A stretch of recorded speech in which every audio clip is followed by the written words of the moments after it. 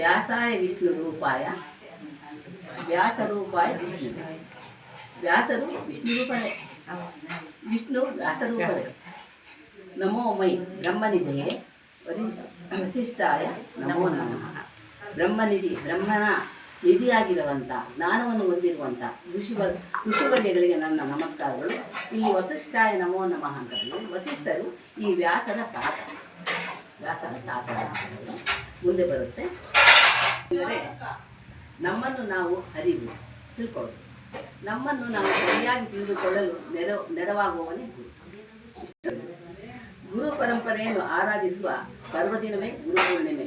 ಎಲ್ಲ ಗುರುಗಳನ್ನು ವ್ಯಾಸರಲ್ಲಿ ಕಂಡರಿಯಲು, ಎಲ್ಲ ಗುರುಗಳನ್ನು ವ್ಯಾಸರಲ್ಲಿ ನಾವು ಕಂಡುಕೊಳ್ಳೋಣ, ಕಂಡರಿಸಿ ಪೂಜಿಸುವ ಪರ್ವದಿನವೇ ಈ ವ್ಯಾಸ ಪೂರ್ಣಿಮೆ ಎಂದು ಹೇಳಬಹುದು.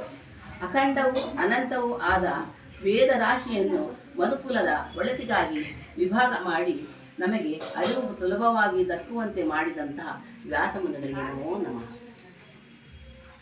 ನೆಮ್ಮದಿಯನ್ನು ಹರಿಸುವ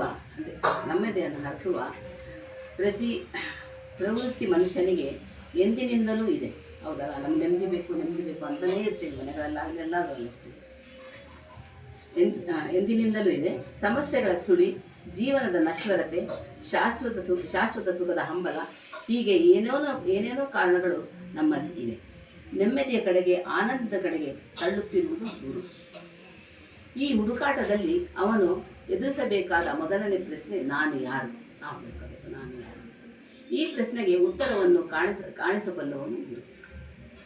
ಲೌಕಿಕದ ಸೆಳೆತಗಳಿಂದ ಮುಕ್ತರಾದವರು ಮಾತ್ರವೇ ದಿಟವಾದ ಸುಖದ ಬಗ್ಗೆ ಮಾತನಾಡುತ್ತಾರೆ. ಈ ಲೌಕಿಕದ ಸಂಸಾರದಿಂದ, ಲೋಕದಿಂದ ಎಲ್ಲ ಕಡೆಯಿಂದಲೂ ಬಿಡುಗಡೆ ಆದಂಥವರೇ ಇದನ್ನು ಹೇಳಬಲ್ಲವರು, ಗುರು ಮಾತನಾಡಬಲ್ಲರು. ಇಂಥ ಸುದ್ದಿಯನ್ನು ಪಡೆದವರಷ್ಟೇ ನಮ್ಮ ಜೀವನಕ್ಕೆ ಗುರುಗಳಾಗಿ ಒದಗಲು ಸಾಧ್ಯ. ಸ್ವಾಮಿ ವಿವೇಕಾನಂದರು ಹೇಳುತ್ತಾರೆ, ಜಗತ್ತು ಕಂಡಂತಹ ಸರ್ವಶ್ರೇಷ್ಠ ಋಷಿಮುನಿಗಳ ಪೀಳಿಗೆಗೆ ಸೇರಿದವನು ನಾನು. ಅದರ ಹೆಮ್ಮೆಯಿಂದ ಹೇಳ್ತಾರೆ, ಜಗತ್ತು ಕಂಡಂತಹ ಶ್ರೇಷ್ಠ ಋಷಿಮುನಿಗಳ ಪೀಳಿಗೆಗೆ ಸೇರಿದವನು ನಾನು ಎಂಬ ಹೆಮ್ಮೆ ನನ್ನದು.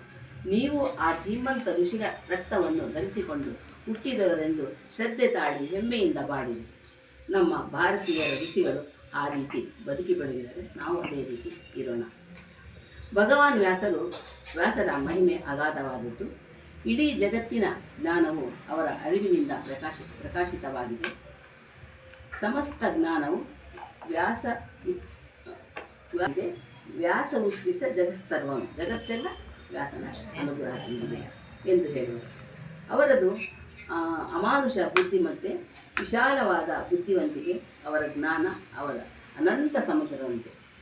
ಭಕ್ತಿ ಶಬ್ದದ ಪರಮ ಆದರಣೀಯ ಆಚಾರ್ಯರು, ವಿದ್ವತ್ತಿನ ಪರಾಕಾಷ್ಠೆಯನ್ನು ಅವರು ಹೊಂದಿದವರು, ಮಹಾನ್ ವಿದ್ವಾನ್ ಮತ್ತು ಕವಿಗಳು ಆಗಿದ್ದರು.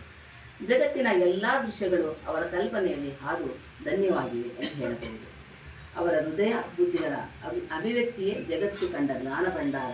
ವ್ಯಾಸರಂತಹ ಮಹಾಪುರುಷರು ನ ಭೂತೋ ನ ಭವಿಷ್ಯತಿ ಎಂದು ಹೇಳಬಹುದು. ಭೂತಕಾಲದಲ್ಲಿ ಅವರೊಬ್ಬರೇ ಆಗಿದ್ದು, ಇನ್ನು ಭವಿಷ್ಯತ್ತಿನಲ್ಲಿ ಇನ್ನೂ ಯಾರು ಬರಲಿಕ್ಕೆ ಸಾಧ್ಯನೇ ಇಲ್ಲ ಅಂತ ಹೇಳಿದರು. ಅವರು ಇಡೀ ಜಗತ್ತಿಗೆ ಪರಮಗುರು, ಜೀವಿಗಳಿಗೆ ಪರಮಾರ್ಥ ಪಥವನ್ನು ತೋರಿಸಿಕೊಡಲೆಂದವತರಣೆ ಎಂದು ಹೇಳಬಹುದು. ಅವರು ಶ್ಯಾಮಲ ವರ್ಣದವರಾಗಿದ್ದರಿಂದ ಅವರಿಗೆ ಕೃಷ್ಣ ಎಂದು ಕರೆದರು. ಯಮುನಾ ನದಿಯ ದ್ವೀಪದಲ್ಲಿ ಪರಾಶರ ಮಹರ್ಷಿ ಮತ್ತು ಸತ್ಯವತಿಯರ ಪುತ್ರನಾಗಿ ಜನಿಸಿ ದೈಪಾಯನ ಎಂದು ಕರೆದರು. ಇಲ್ಲಿ ಸತ್ಯವತಿ ಬಂದುಬಿಟ್ಟು ಶಂತನು ಹೆಂಡತಿ ಅಲ್ಲ, ಅವಳೇ ಬೇಕು ಸತ್ಯವತಿ. ಇಲ್ಲಿ ಪರಾಶರರ ಹೆಂಡತಿಯಾದಂಥ ಸತ್ಯವತಿ. ವೇದಗಳನ್ನು ವಿಭಜಿಸಿದ್ದರಿಂದ ವೇದವ್ಯಾಸರಾದರು. ಬದರಿಯಲ್ಲಿ ತಪಸ್ಸನ್ನು ಆಚರಿಸಿದ್ದರಿಂದ ಬಾದ ನಾರಾಯಣರಾದರು. ಇವರು ದ್ವಾಪರ ಯುಗದ ಅಂತ್ಯದಲ್ಲಿ ಅವತರಿಸಿದವರು ಎಂದು ಹೇಳಬಹುದು. ಇವರು ವಸಿಷ್ಠ ಮಹರ್ಷಿಗಳ ಪೌತ್ರರು, ಅಂದರೆ ಮೊಮ್ಮಗ. ವ್ಯಾಸರ ಮಗ ಶುಕ, ಅವರ ಮಗ ಶುಕ. ಇನ್ನೂ ಇರಲಿ, ಭಾಳ ಜನ ಇದ್ದಾರೆ ಮಕ್ಕಳು. ಶುಕ ಇದು ಬ್ರಹ್ಮಜ್ಞಾನಿಗಳ ಪೀಳಿಗೆ ಆಗಿತ್ತು.